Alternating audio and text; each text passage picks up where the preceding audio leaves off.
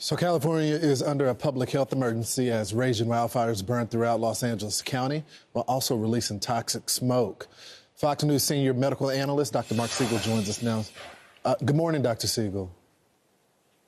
Hey, Lawrence, how are you? Yes, I'm seeing all this smoke, and I'm worried about not just the reporters that are there, but the firemen, as well as our first responders. But the people there, they're all inhaling this. This can't be good, right?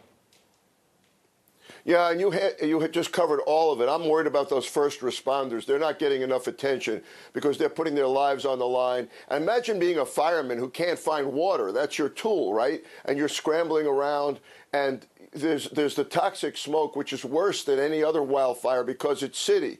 Remember, it's not the woods, so you got chemicals in there along with particulate matter that are going deep into the lungs. So we're starting to see more and more asthma. We're seeing a lot of anxiety and stress. People that are displaced don't know where they're going to sleep at night. But the good news is the communities seem to be coming together. And the firefighters have a lot to do with that. The family that Brian just interviewed showed great resourcefulness. You know, we don't have power, but we've got a generator. We made our own water. We saved our house.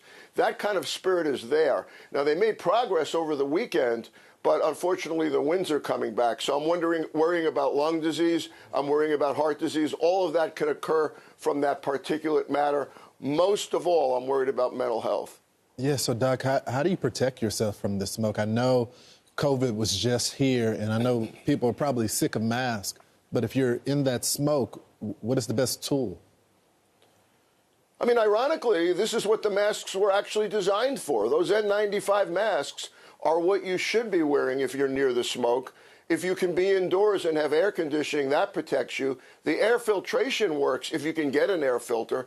And the farther away you are from that smoke, the better. But I got to caution people that studies have shown over and over that the smoke goes for miles. So even if you think you're away from it, it still can get to you. And we're worried about the long-term effects here.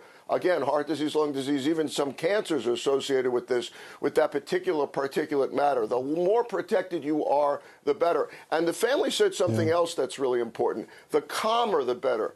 You get, if you make a list and you follow a certain protocol and you don't let fear take over, you're going to do a lot better. Doc, I got about 30 seconds. How do you know that you're in danger with your lungs? What are some signs to pay attention to? Well, unfortunately, a lot of the medical facilities are overwhelmed right now. Luckily, Cedars-Sinai, UCLA have cut down on elective procedure. If you're feeling short of breath, if your heart is starting to race, if you're feeling dizziness and headaches, if your eyes are burning, that's an initial sign, Lawrence. Burning eyes, you know, aren't serious, but it shows you're exposed to the smoke. That's when you need medical attention. All right, Doc. Thank you for all that information. I know a lot of folks are watching, and we continue to pray for those folks in California. Thanks, Doc.